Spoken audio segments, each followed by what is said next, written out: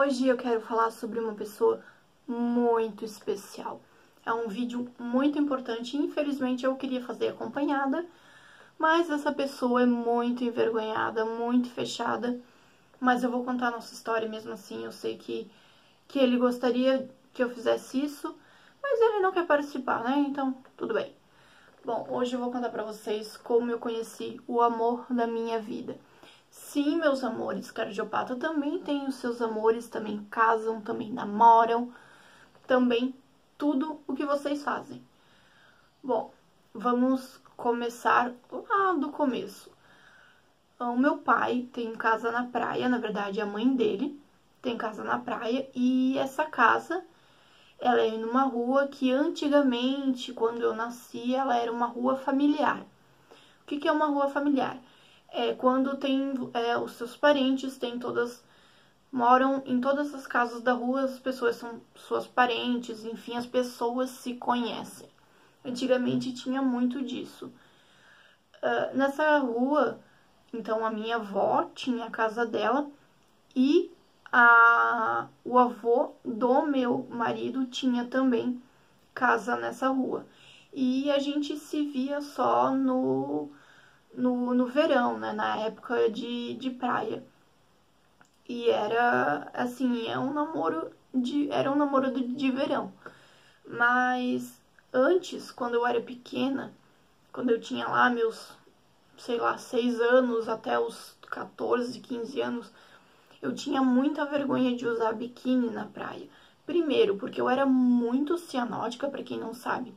Cianótica é quando a gente fica com a pele azulada, porque o sangue venoso se mistura com o sangue arterial, o sangue rico em oxigênio, e a gente fica roxa. E eu tinha vergonha, e eu também não gostava que as pessoas ficassem olhando. Então, sempre quando eu ia pra praia, eu usava a blusa até no joelho. Muito chique, muito sexy, né, gente? E também porque eu ficava roxa e porque eu tenho isso daqui, ó. Cicatriz.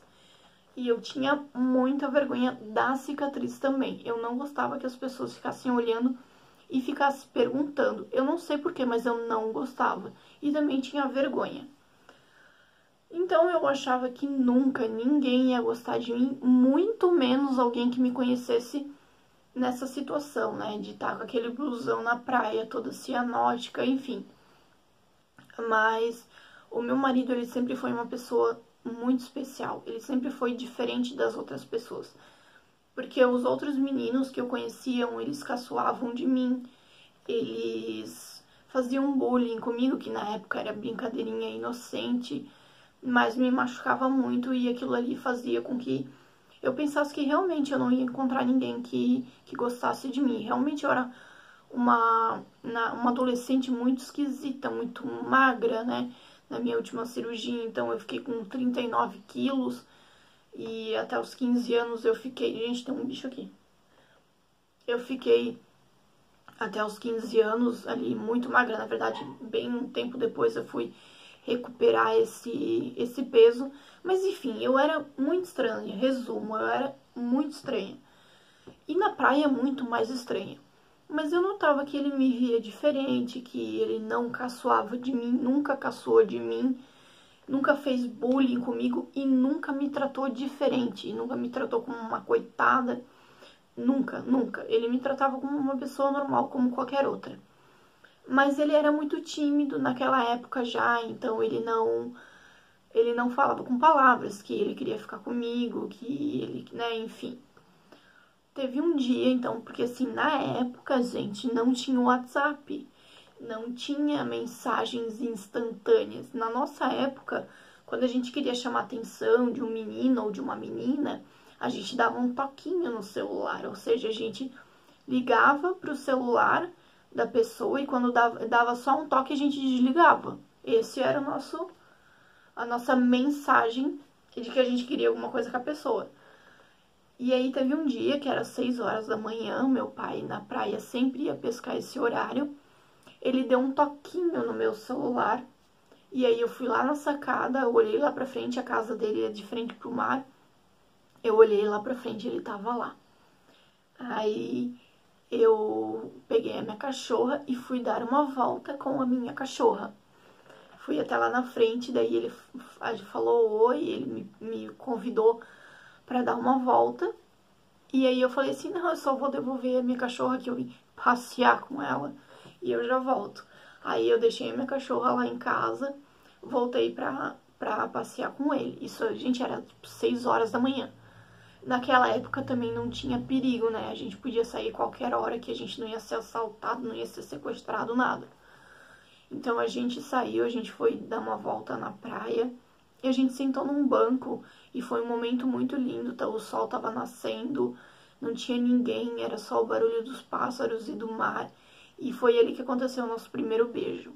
Foi a primeira vez que a gente ficou.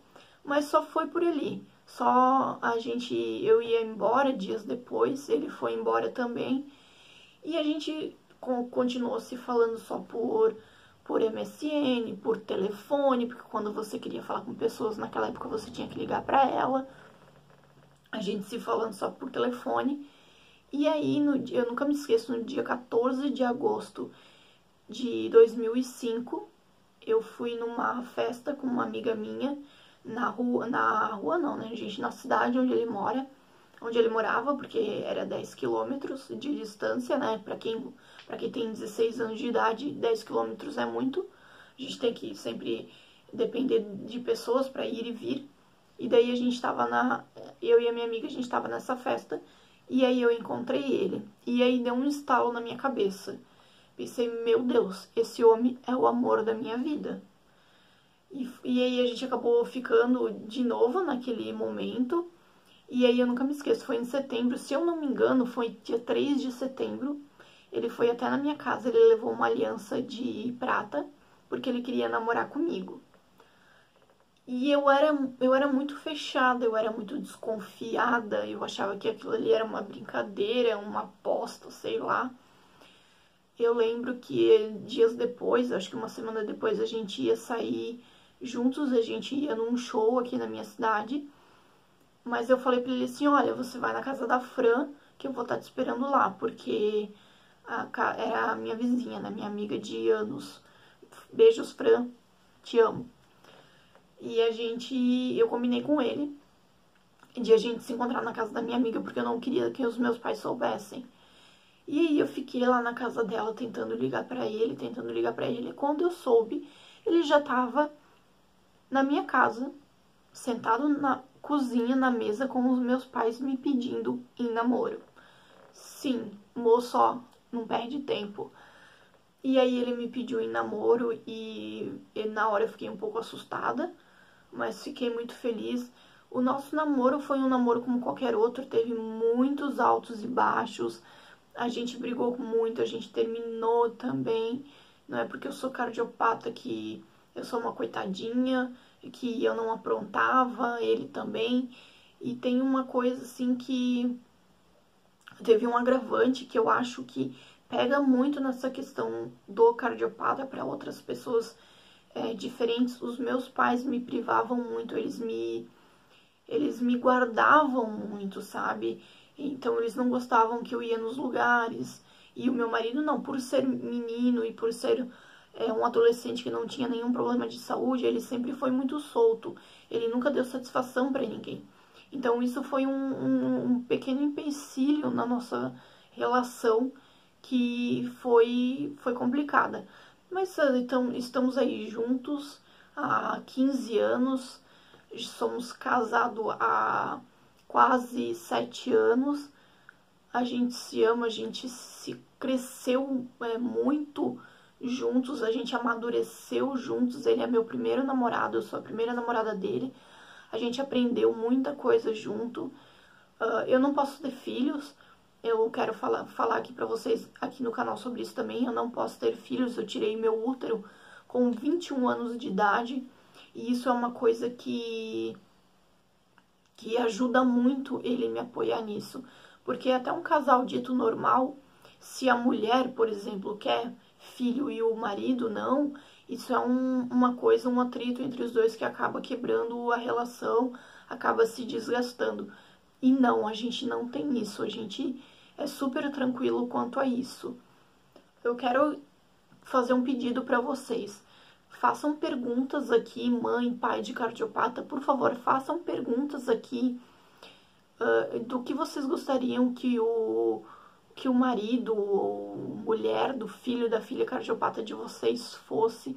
O que vocês gostariam de perguntar para essa pessoa antes de que ela peça sua filha em namoro, enfim, o que vocês gostariam de saber sobre a pessoa que vai se relacionar com a filha e com o filho de vocês, que vai se casar, que vai ter uma família, que vai ter uma vida junto. Qual é a curiosidade de vocês sobre o casamento de uma cardiopata? Gostaria muito de saber isso de vocês.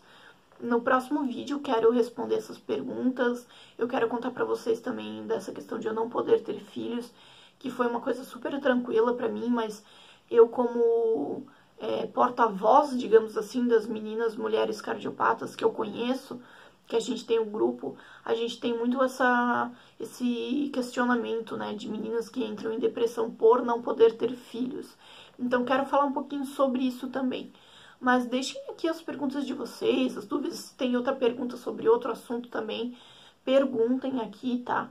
É muito importante isso pra mim. Eu quero agradecer imensamente de novo todo o apoio, todo o carinho que eu tô recebendo de vocês.